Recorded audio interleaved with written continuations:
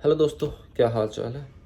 Singapore work permit आजकल काफ़ी चर्चा में है, तो मैंने सोचा इस पे पूरी इन्फॉर्मेशन के साथ वीडियो रिकॉर्ड करके बताऊं। जो कमेंट करके पूछते हैं इसके बारे में। तो सबसे पहले ये वर्क परमिट है क्या। वर्क परमिट ये आता है लेबर कोटे में, एस पास नहीं है। एस पास एक होता है, वो भी एक वर्क परमिट की तरह ही होता है, पर उसका अच्छा लेवल होता है। एस पास अप्लाई करने के लिए आपको इंडिया में डिग्री चाहिए होती है और यहाँ का डिप्लोमा चाहिए होता है अगर आपने सिंगापुर में स्टडी किया। पर जो ये परमिट है, जो वर्क परमिट है, इसके लिए आपको कोई ज़्यादा स्टडी भी नहीं चाहिए और आप 10th पे भी अप्लाई कर सकते हो। अप्रूवल भी इसकी बहुत जल्दी आ जाती है और ना ही इसके लिए आपको कोई स्किल की ज़रूरत है, ना ही आपको कोई एक्सपीरियंस की ज़रूरत है। तो ये मेन एक जो दिमाग में बात रखो कि लेबर कोटे में आता है। और इसकी जो सैलरी है, सैलरी इसकी होती है 1600, 1800, 2000 के आसपास। वो भी डिपेंड करता है कि ये बात इस पे डिपेंड करती है कि कंपनी आपको रूम और खाना प्रोवाइड कर रही है या नहीं। अगर कंपनी आपको रूम और खाना प्रोवाइड कर रही है तो सैलरी आपकी होगी 1600 के आसपास। और अगर खाना और रूम नहीं दे रही तो आपकी सैलरी 2000 हो सकती है, क्योंकि फिर आप खुद से पे करोगे तो बात वहीं पे ही आ जाएगी। तो वो इसीलिए जो 1600 और 2000 के बीच में ही आपकी सैलरी रहेगी। और आपके ऑफ जो होंगे एक मंथ में, 2 भी हो सकते हैं, 4 भी हो सकते हैं। वो तो आपके कॉन्ट्रैक्ट पे, आपकी कंपनी पे डिपेंड करता है। और आपके कॉन्ट्रैक्ट पे जब आप कॉन्ट्रैक्ट में साइन करोगे, आप 2 ऑफ ले रहे हो या 4 ले रहे हो एक मंथ में। अगर आप 4 ऑफ लोगे तो थोड़ी सैलरी कम होगी, कंपनी थोड़ी सैलरी कम कर देगी। और अगर आप 2 ऑफ ले रहे हो तो वो आप जो 2 दिन आपने काम किया हुआ, वो थोड़ा आपकी सैलरी में इंक्रीजमेंट हो जाएगी उससे। तो इसके बाद जो बात आती है आपके काम की, आपकी जो ड्यूटी आवर्स हैं, 8 से 10 घंटे, सॉरी 10 से 12 घंटे की आपकी शिफ्ट होगी। फुल शिफ्ट हो सकती है, मैक्सिमम इतना टाइम होता है। और इतने टाइम में आपके 2 ब्रेक होंगे, सॉरी 2 घंटे की आपकी ब्रेक होगी। अगर 12 घंटे की शिफ्ट होती है तो 10 घंटे काम होता है।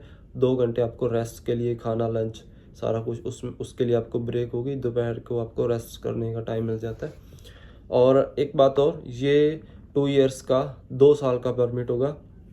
2 साल में आपकी 3 मंथ बाद वो जो इंक्रीजमेंट होगी, आपकी जो सैलरी थोड़ी थोड़ी बढ़ाएंगे 3 मंथ बाद। और 2 साल का होगा और 2 साल के बाद ये आगे एक्सटेंड कर देंगे। एक और बहुत बहुत ज़रूरी है, जो लगभग स्टूडेंट पूछते हैं, स्टूडेंट या जो जिसने अप्लाई करना होता है, कि जो 2 साल बाद जब परमिट ख़त्म हो जाएगा तो हमें इंडिया आना पड़ेगा या कंपनी आगे एक्सटेंड करेगी। ये बात बहुत ज़रूरी है, कंपनी आगे एक्सटेंड करती है। और लगभग मैक्सिमम कंपनी यही चाहती है कि एक्सटेंड किया जाए, बंदा हमारे पास ही काम करता रहे, क्योंकि उनको पता होता है कि इसके पास हमारे काम का सब कुछ एक्सपीरियंस है, सारा सभी रूल सब कुछ पता है। तो कंपनी हमारे जो उसके पिछले वर्कर होते हैं उसको बहुत आसानी से नहीं जाने देती। अगर वो चाहते हैं काम करना तो वो आगे एक्सटेंड करते हैं। और एक बात और पूछते हैं कि ये फ्री में होता है या हमें उसके बाद फिर दोबारा पैसे पे करने पड़ेंगे।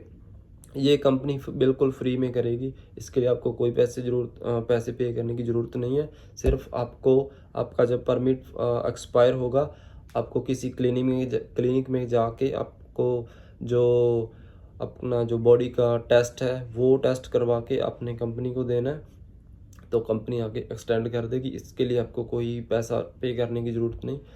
और एक मंथ का आपको जो 70 से 80 हज़ार जो आप सेविंग कर सकते हो।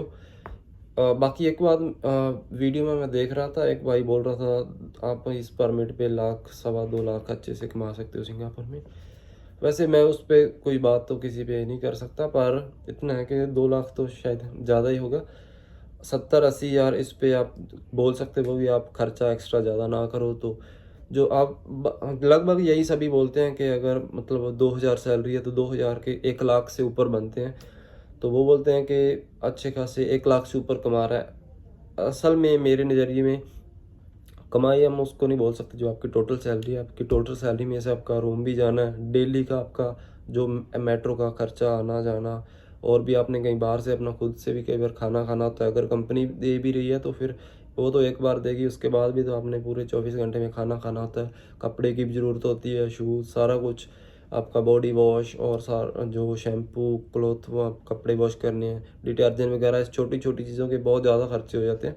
तो आप ये दिमाग में रख के चला करो कि हमारा 100 में से 35 से 40 खर्चा हो जाएगा। तो जो 2000 में से आपका 700 खर्चा, तो मान के चलो आपका 1 महीने में हो जाएगा, 1300 बचेगा। तो इसीलिए आपका 70, 80, 60 से 80 के बीच आपकी जो सेविंग हो जाएगी, यही जो सच्चाई है। और इतने ही बचेंगे एक्स्ट्रा। ऐसे वो कुछ एजेंट थोड़े उनके अपने इंटरेस्ट होते हैं कि बोल के कि इतना आगे इतने बचते हैं तो अप्लाई करने के लिए ये नंबर नीचे है, ये वो कुछ। जो मैं कोई एजेंट नहीं, बाकी जो जेन्युइन सच्चाई है वो बोल रहा हूँ कि 70 से 80 तक आपकी स्टार्टिंग में सैलरी होगी। 3 मंथ बाद आपकी इंक्रीजमेंट होगी। 2 लाख, 2.25 लाख तो नहीं, 2.25 लाख तो मैं आस पास भी हूँ, मुझे भी नहीं बचता। तो जो टोटल इसकी वर्क परमिट की जानकारी यही थी। और आपका भी कोई सवाल हो जो मैंने स्किप कर दिया हो, तो आप कमेंट में ज़रूर पूछ सकते हैं, मैं ज़रूर रिप्लाई करूँगा बहुत अच्छे से। और वीडियो अच्छी लगी हो तो ज़रूर लाइक और चैनल को सब्सक्राइब कर लेना। आगे भी जो आगे इन्फॉर्मेशन होगी कोई और किसी और टॉपिक पे और इस पे भी, तो मैं उस पर रिकॉर्ड करके वीडियो डाल दूँगा और आप देख सकोगे। सो वीडियो देखने के लिए बहुत thank you. Bye bye, take care.